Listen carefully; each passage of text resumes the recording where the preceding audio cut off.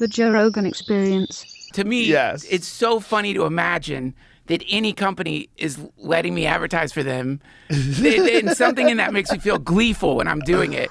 And it's cool that most of them are cool with it. Well, the only way run you're into trouble doing it once. is so fun. It's so fun. It's like clearly just fun. Yeah. And Isn't this delicious? This is Orange so good, chocolates? man. Damn, this is So good. right? But you know, man, like Musk, he's finally doing the thing. If I were a billionaire, for sure, it's like, oh, I'll just buy Twitter. Can I buy Twitter? Let's see what happens. He doesn't care. I think he does care. You think he cares? Yeah, I can't tell. No, he does, genuinely. He's concerned about censorship. Freedom of speech. Yes, he said freedom of speech is someone you don't like, freedom of speech is someone you don't like saying something you don't want to hear. He goes, they have to have that right. He's like, it's essential to a democracy. Yeah. And most people objectively agree. The problem is he gets scared because they see how like mobs of people can move in a very negative direction. Right. I think there's a real concern. Like, I am in no way supporting censorship, clearly. Right. Absolutely the opposite. But I understand why people are concerned about large groups of people being really shitty and getting on the social media platforms that they've done this campaign over the last few years to like silence certain voices, stop aggressive people, stop people who are being shitty to people.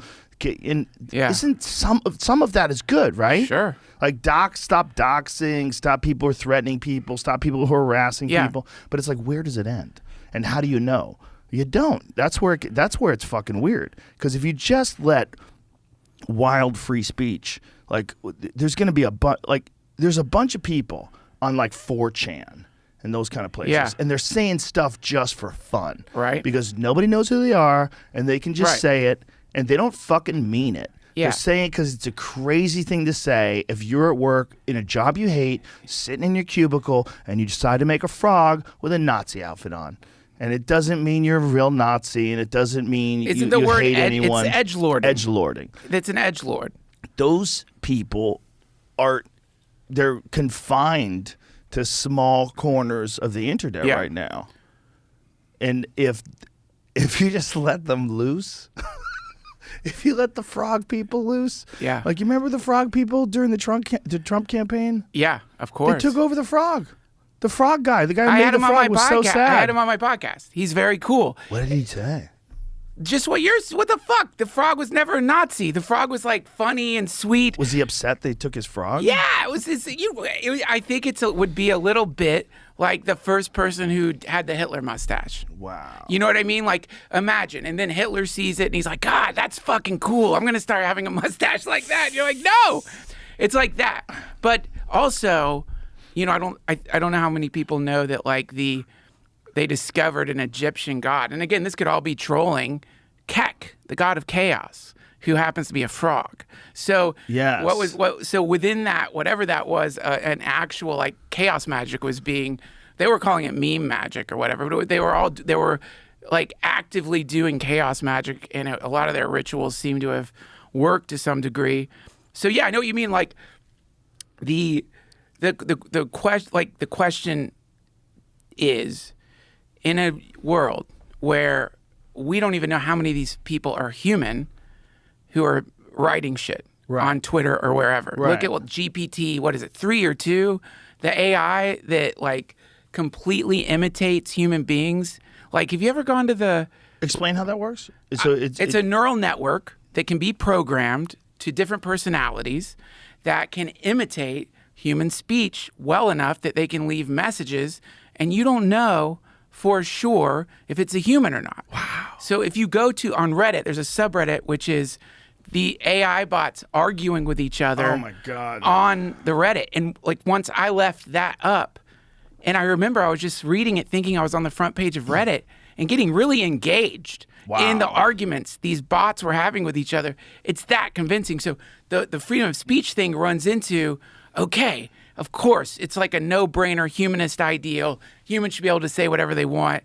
This is like the most important way that we must have some kind of debate or discourse where one person is allowed to be a complete asshole Right. And not because we want assholes, but because hopefully in the discussion, some bit of truth will sink down into their consciousness and they will grow as a person. I think that's what the roots of... That's the hope. That's the hope. But what if the person is a robot, is an AI device that is being made to have certain personalities that represent demographics that you're trying to manipulate as a corporation or a state or whatever?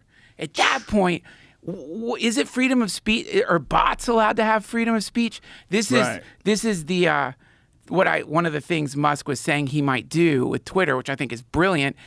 Anyone can get the stupid blue check mark. You pay for it, and you have to verify yourself so that we know you're a real person. Right. Meaning that it would be too expensive for the bot swarms to function. It would go from being like, if you have a blue check mark, whatever, you're something or whatever, to if you don't have a blue check mark, you're probably a bot. And so then we eliminate all the AI, all the fucking state-sponsored shills, all the people who've spent years and years and years building these fake identities online. Like, they're like farming personalities. Because, in the old days, somebody tweets some shit, and you're like, what the fuck is that? And you go and look at their account, and it's like 3 days old. So it has less credibility. But they've been growing these personalities for years. So you go and look at their tweets, and it kind of looks like a person mixed in with their interminable tweets about some political issue. Like, only an insane person every 3 minutes tweeting something, or like, went to the pool with Derry today. You know what I mean? And some weird distant picture of a pool. So it kind of seems like a real person. Anyway, the point is, the freedom of speech issue is right now we're running into the problem of brand new technologies that aren't even human, that are being designed to influence public discourse in a way that's going to push the needle towards whatever it is, right? Whatever your laws your corporation wants, whatever the state wants. And we know for sure they're being implemented that way? Fuck yeah. These bot swarms, they found in the Ukraine. They found like one of these like creepy shelves of phones. It's just phones. I've seen those. But I didn't know they were running an AI. I thought like people were manually typing in messages, because I know they were doing that first. I think both things are happening. Yeah. Like,